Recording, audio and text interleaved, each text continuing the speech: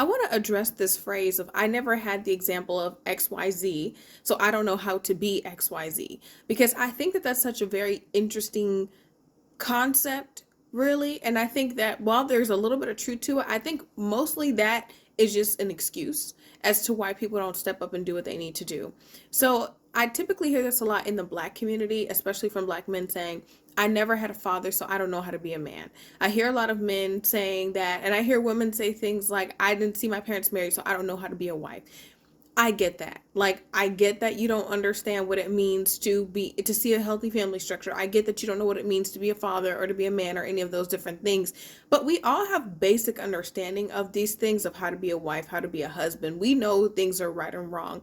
And a lot of times we like to assume that because a person's not doing something right, that they just don't know how, rather than they're choosing not to.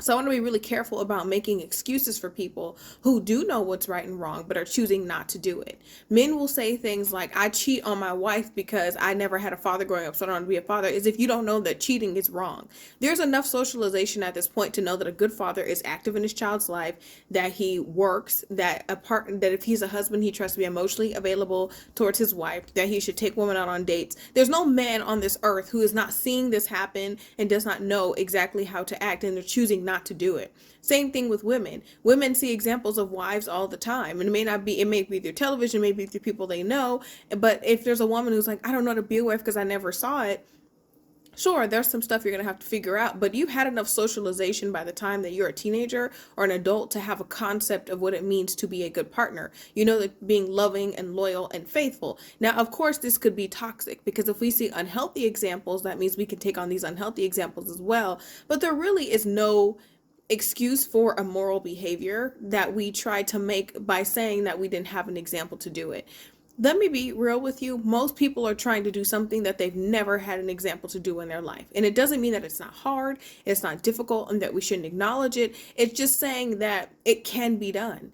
There are tons of people who never grew up with parents. They grew up in an orphanage or grew up in a foster home system, and they are excellent parents because they said, I don't ever want to make a kid feel the way that I felt growing up, so I made sure my kid felt loved and wanted and all their needs were met. That was a choice that that person made. There's lots of people who grew up in families where nobody around them went and got education and went to college, and they ended up getting a bachelor's degree, a master's degree, a doctorate degree, and they did it well, and they were successful, and they completed it. And the excuse they could have made was that no one in my family went to college, so I didn't choose to do it. It's lots of people who grew up with addicts. They grew up in a place where they were surrounded by addicts, so they chose to become addicts. And there's people who grew up around addicts and they said, I will never be them, so I'm going to choose not to be an addict. Does that mean that that things are difficult? It doesn't mean that there are going to be challenges that you may be faced that you don't know how to answer. Does it mean that you maybe don't have mentorship that you can go to and talk to because you're doing things alone?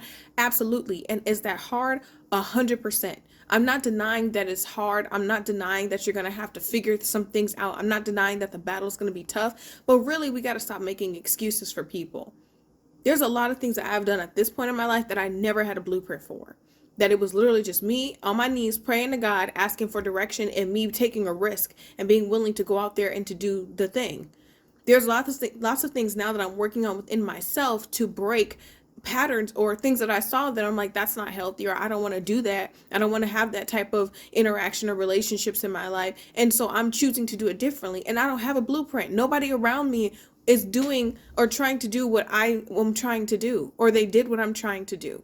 So I'm literally having to figure things out as I go. So I'm in therapy, I'm reading books, I'm educating myself because I'm trying to understand. I'm praying about things to get discernment from the Holy Spirit. Whether or not you believe in God and you're a Christian, you're watching this video, we have to stop making excuses that I don't have the example, so I don't know how to be. You know how to be in a lot of things, okay? You know how to act or what's the right thing in a lot of things. But when it comes to these things, a lot of times when we fall short, the excuse is, I don't know how. The difference is, maybe I don't know how to handle all of this, even though I know this is what I'm supposed to do. I don't know exactly how to do it. Now, I can understand that. I can understand saying, I never seen an example of a healthy relationship, so I know what a healthy relationship is, but I have to work really hard to do these things because it's not natural to me because I don't have the example. But there's still an awareness. So the excuse that I just don't, I just never seen it, so I do wrong, I do bad, I do terribly, I don't care, I don't, that we can't make excuses for that in our society, especially as Black people in our community. We have so much going on. We have to stop making excuses for things like that. Yes, yes, it is difficult. Yes, we may fall short and make mistakes, but the reason we fall short is not because we didn't have a good example. We fall short because of our own deficits, and we're learning and we're growing, and hopefully we learn and we get better. But just because I didn't see something doesn't mean I have to accept something. I may not have the healthiest example of relationships and marriages and things like that from all the people around me. That doesn't mean I have to get into a marriage and perpetuate the same thing. If I recognize that something is wrong, I recognize that I lacked something, I recognize that I missed something, it's my job as an adult to take accountability for my life and to go out there and to go get it. If I don't have healthy examples, it's my job to go and find out what that looks like. It's my job to educate myself. If I want to go get higher education, I don't know anybody around me that has a doctorate that is in my immediate family that I can talk to. It's my job to go find people or to talk or to get resources. The opportunities are there. We're surrounded by people who are good mothers and fathers. We're surrounded by people who are, maybe not in our immediate circles, but now you have the internet. Now you have social media, people talking about healthy relationships, mistakes that they made. People are showing you and talking about things. You have videos now, people talking about narcissistic abuse, people talking about why they got divorced, the biblical understanding of divorce. You now don't have to just listen to your own, home pastor and everyone follows his thought and no one reads the Bible for themselves. You can go and educate yourself on the Bible and listen to other people who talk about relationships according to the Bible. You can educate yourself.